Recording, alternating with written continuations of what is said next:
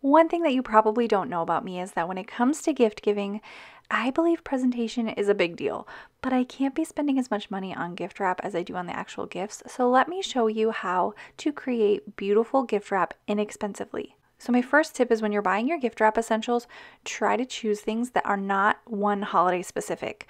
I know that all of those beautiful browns and cream velvets were beautiful this year for Christmas, but I try to stick to red for Christmas because then I can use the leftovers for Valentine's Day, which conveniently comes shortly after Christmas.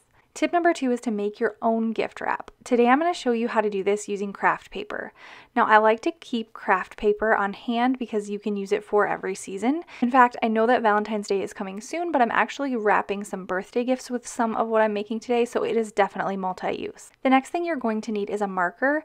You can use whatever you have on hand, but I like to use these 0.9 to 1.3 millimeter size Posca paint pens. They're the perfect size and they come in lots of colors. I also think the finish looks a little bit more polished versus using a lighter marker that will show the brown paper through, but again, you can use whatever you have on hand. Another thing to think of though is the coating that's on the paper. Some craft looking paper actually feels kind of coated and glossy, so just try a sample of it before, because if you're using a water-based marker, it may streak. And another thing to consider is your paper thickness. Some of the craft papers are kind of thin, so you do have to be careful to make sure your marker doesn't bleed through. Because of this, I do like to draw on the gift wrap before I actually wrap the gift, just in case it were to bleed through and I don't want it soaking onto my gift. Then you are just going to decorate. There are 3 options that I'm showing you today. You could also decorate with polka dots or dashes or stars, whatever you have in mind. I personally love a really simple design, and then I can dress it up with things like ribbon or twine or gift tags.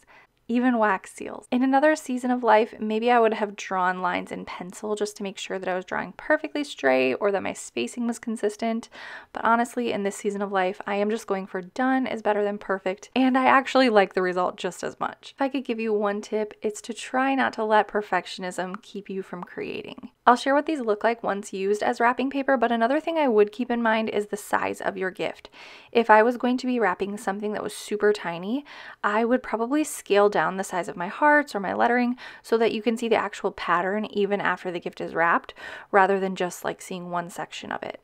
I also don't worry too much about the edges because after the gift is wrapped, there should be some overlap. So once it's all taped together, you really can't see it anyway. So I usually just leave a little bit of space at the edges. Let me know if you have any other questions about how to make your own gift wrap. Thanks so much for watching, and I'll see you in my next video.